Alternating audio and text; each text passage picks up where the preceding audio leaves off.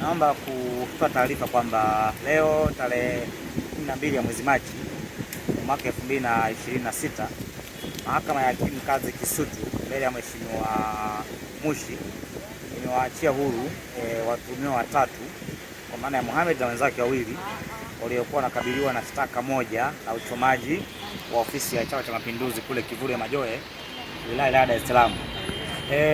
Mtakumbuka kwamba watuhumiwa hao walifikishwa kwa mara ya kwanza katika mahakama hii tarehe 22 ya mwezi Januari mwaka huu 2026 kwa tuhuma za kuchoma ofisi ya CCM kule Kivule Majohe, Dar es Salaam.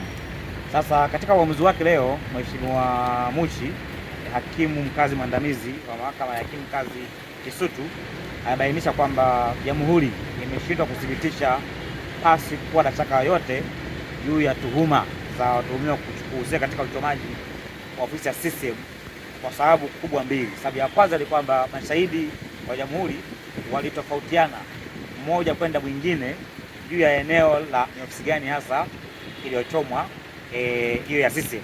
Lakini ya pili ni kwamba kulikuwa na watu wengi ambao walikamatwa. Kwa mujibu wa mashahidi wa Jamhuri wenyewe, walikamata watuhumiwa zaidi ya 50.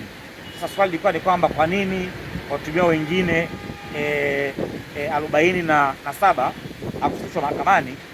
Mashahidi ya Jamhuri hilo swali hakulijibu. Na mimi kama wakili ni wahoji sana kwa kina, kwa nini mmekamata watu 50 alafu mmechagua watu watatu, watuhumiwa wengine wako wapi? Hilo swali na mahakama imejiuliza kwamba kama kuna watuhumiwa wengi zaidi, watuhumiwa wengine wako wapi? Kwa nini waliachiwa? Kwa nini hakuna upelelezi? Katika sababu hizo mbili tu, mahakama ikaona kwamba haina haja kwenda kwenye maeneo mengine na ikawaachilia huru watuhumiwa wote watatu kuanzia leo tarehe 12 Machi mwaka 2023. Sasa kwa kuwa waandishi mnakumbuka kwamba watuhumiwa hawa wana shtaka la uhaini ambalo liko mbele ya hakimu mwingine Mheshimiwa Hassan Makube, na Jamhuri bado shtaka hilo halijalifuta, bado watuhumiwa wamerudi mahabusu kusubiria sasa Jamhuri iliondoe shtaka hilo. Na kwa msingi huo ni wito wangu mimi sasa leo na ni ushauri wangu sasa kwa DPP kaka yangu Sylvester Mapitalo, kama umeshindwa kudhibitisha mashtaka ya uchomaji mali, uchomaji wa ofisi ya CCM, sina imani, sina hakika kama utaweza kudhibitisha shtaka la uhaini. Kwa ni kuombe DPP wafutie hawa vijana shtaka la uhaini haraka iwezekanavyo bila kusita, warudi mitaani, waongee na familia zao katika ujenzi wa familia na taifa kwa ujumla. Kwa majina anaitwa Sheila Mohamed Kapona, ni mzazi wa Mohamed Steven Madeha. Niko hapa katika mahakama ya Kisutu leo tarehe 12. Tulikuja kusikiliza hukumu ya watoto wetu ambao walikuwa na kesi ya kuchoma moto ambayo ilitokea tarehe 29 kipindi cha uchaguzi. Lakini nashukuru leo wameachiwa huru. Namshukuru sana wakili wetu Maduhu, amewapambania watoto pamoja na nyinyi waandishi wa habari. Hadi leo watoto wameonekana hawana hatia, wako huru.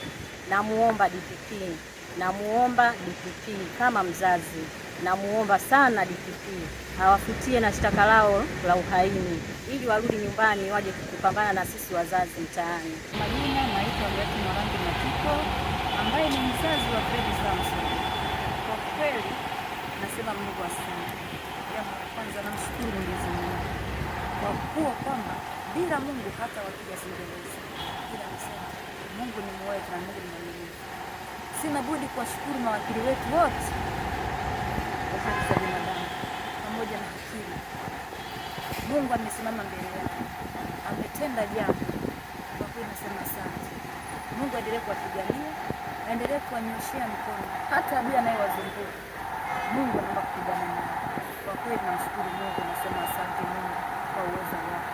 Apambanie na wale wote waliobakia Mungu, ambao ni watoto wa wazazi wenzetu wanaolia kama sisi.